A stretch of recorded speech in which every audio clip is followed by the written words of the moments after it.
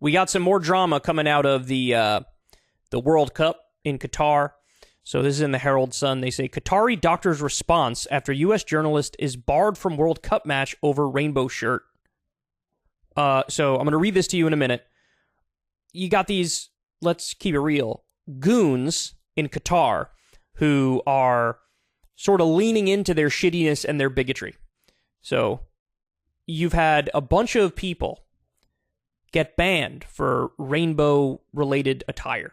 So you had, I think there were some players who were wearing like a rainbow patch, and they were told to take it off or like get suspended.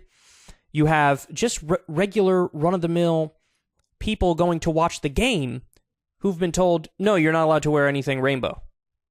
And so let's get into the specifics here. A Qatari doctor has asserted his national pride after an American journalist was detained for nearly half an hour when he tried entering a World Cup match wearing a shirt with a rainbow on it.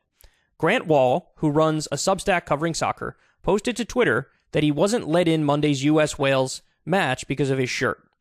Quote, just now, security guard refusing to let me into the stadium for USA-Wales, he tweeted. He claimed that he was told, you have to change your shirt, it's not allowed. Wall later tweeted an update saying he was okay, but that was an unnecessary ordeal. Quote, am in the media center, still wearing my shirt, was detained for nearly half an hour. Go gays, he wrote. So this is what he was wearing. Look. Just a shirt with a rainbow and a soccer ball in the middle. That's it. That's what he's wearing. And that's what he's told. You can't enter the stadium like that. Why? Because it's like, sneaky support of the LGBTQ community. So any sort of rainbow colors, they're like, we don't allow that here. Earlier on Monday, FIFA threatened European team captains with automatic yellow cards for wearing a One Love armband, as they had planned to do, leading England's Harry Kane to back down and wear a FIFA-sanctioned armband instead. BBC presenter Alex Scott, who has been in relationships with men and women in the past, donned the armband on the British outlet's coverage of England's 6-2 win over Iran. So here's the guy. This is the tweet that sort of blew up. This is the tweet from the Qatari gentleman who sort of blew up. I don't know why I'm calling him a gentleman. He's clearly not a gentleman. He's clearly a massive piece of shit. He says, as a Qatari, I'm proud of what happened. So he's proud that a guy wearing a rainbow shirt got kicked out. I don't know, when will the Westerners realize that their values aren't universal? There are other cultures with different values that should be equally respected. Let's not forget that the West is not the spokesperson for humanity. So let me ask this guy a question. As if he can answer, I'm saying this, but you say values of other cultures should be equally respected? There are other cultures with different values that should be equally respected. Well, hold on. You're not equally respecting, quote unquote, Western culture. I would argue this isn't even Western, right? This is just like basic egalitarian values. Like treat everybody fairly, justly, as long as they didn't do anything to hurt anybody else. For characteristics they can't control, there's no reason to be discriminatory against people. Like, that's the gist of what we're talking about here. And he says, there are other cultures with different values that should be equally respected. Okay, well, then why aren't you treating this culture equally with respect? Why aren't you doing that? Because you don't want to do that. Because in reality, this guy is an Islamic extremist and an Islamic supremacist. And he's very, very conservative on social issues. So really, there's a bullshit argument to play hide the ball with the fact that he thinks his culture is superior. Here, let me explain this in a simpler way. You know what I would say to this guy? Dude, if you are personally anti-gay, you know what? Don't wear a rainbow shirt. If you don't want to show very clear support for the gay community, you don't have to show support for the gay community. That is you abiding by your own beliefs and your own culture. But what you're doing is you're telling somebody else, hey, you are not allowed to show support for gay people. Well, but you said there are other cultures that should be equally respected. So if you're equally respecting other cultures, you would say, hey, that's your prerogative, man. You want to wear a pro-gay shirt? You wear a pro-gay shirt, right? I'm not pro-gay. I won't wear a pro-gay shirt. Okay, then everybody's happy. It really is astonishing. So, a big thing people were talking about in the wake of this tweet is this idea of cultural relativism. Because that's what this guy's doing. He's hiding behind cultural relativism when in reality, his perspective is like Islamic supremacism. But even the notion, and this is where perhaps my take gets a little controversial, although I don't know, I really don't think it's all that controversial. This is where the reality must be said, cultural relativism is even bullshit. So even this idea of like, hey man, you guys do it your way, we do it our way, it's all good, nothing's better, nothing's worse. Every way of approaching the world is equal. And you could find an equal amount of value in the way that everybody does everything all around the world. That's just not true. If there's a culture that still practices slavery, that is objectively worse. If there's a culture that still does child sacrifice, that is objectively worse. If you have one country that has an economy with child labor and another one that doesn't, the one with the child labor is worse. These things actually are rankable. These things actually are, to some extent, objective, insofar as you primarily care about fairness, justice, egalitarianism. If you prioritize the well-being of everybody over pain and misery and suffering, if you actually value things that are genuinely positive over things that are genuinely negative, then even cultural relativism is bullshit.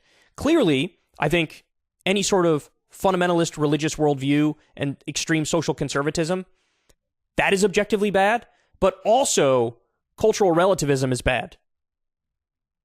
Because it's a way of sort of doing a false equivalence with every single ideological approach to the world. And things are not equal. Things there are better ways to do things and worse ways to do things. That doesn't mean that there's not like a gray area where there's room for debate and disagreement among reasonable people, but it does mean there are some very basic things we could say are true. Like, if you put gay people to death or oppress them, that is objectively worse than places that treat gay people equally. And that is not a controversial thing to say to anybody with a fucking brain who's not already poisoned by social conservatism and extreme religiosity, fundamentalist religion. So, but look, he's wearing it on his sleeve, right? As a Qatari, I'm proud of what happened. I'm proud that I get so scared and I'm so threatened by other cultures that I want to ban you expressing your own culture as I pretend like I'm in favor of all cultures being equally respected. Again, all cultures being equally respected in this scenario would be this guy saying, I'm not going to wear a rainbow thing, but you can if you want to. Right? And final point, I'll also make this point because I think this is important too. There is a difference too between somebody can be a bigoted person, a backwards person, have like fundamentalist beliefs, but never act on them. And that is still condemnable, but not as bad as somebody who is bigoted, backwards, and actually acts on it. You know what I'm saying? So in other words, somebody who's anti-gay, but doesn't impose their values on society in general, that person is actually better than somebody who is anti-gay and does impose their worldview on other people. Does that make sense? So in other words, one is like a thought crime and the other one is a crime, to put it more simply. But yeah, I've been thinking about this tweet a lot, man. As a Qatari, I'm proud of what happened. I don't know, when will the Westerners realize that their values aren't universal? Look, I know that my values aren't universal, right? I understand that. I think everybody, to one extent or another, understands that their values aren't universal. But that doesn't mean that you don't argue for them and make the case for them and do that using logic, reason, rationality, empathy, a preference for peace and happiness over misery and suffering. Like, we can understand that, secular leftist values aren't universal while also saying, but now let me explain to you why they are preferable and in many ways objectively superior. There are other cultures with different values that should be equally respected. There are definitely other cultures, and there's some gray area as to what is preferable and what isn't, but in some ways there also aren't. And no, you don't respect all cultures equally, because in some ways, Some are superior and some are inferior. Everybody knows a culture with slavery is worse than one without. Right? Everybody knows a culture with child brides and pedophilia is worse than one without. And everybody knows a backwards place that kills gays is worse than one that doesn't. Anyway, fuck this guy. I hope everybody keeps wearing these rainbow flags. And look, final point is this. If you had such a fucking issue with people drinking alcohol, right, because that's against their religion, they banned beer 2 days before the fucking event was going to start, even though they had given assurances they wouldn't do it. If you're so against people drinking and you're so against people just saying they support gay rights or wearing a rainbow color, well, then why the fuck did you want this soccer thing there in the first place? Knowing that the majority of the people who are involved in this enterprise do not share your values, then don't try to have this in your country. If you really want to be a supremacist about your ideas and you really want to be anti-gay and you really want to, put your culture first and foremost, okay, well then, don't have the tournament there. How about that? They're trying to have it both ways. Let's normalize our human rights abusing government. Let's normalize our country while at the same time saying we refuse to bend even the tiniest bit to more reasonable standards. Should have just not fucking had it. This guy's a piece of shit. Anyway, there you have it. If you want to see me and Crystal Ball interview legends like Noam Chomsky, Cornel West, and more, subscribe to Crystal, Kyle, and Friends on Substack. $5 a month gets you the video version a day early.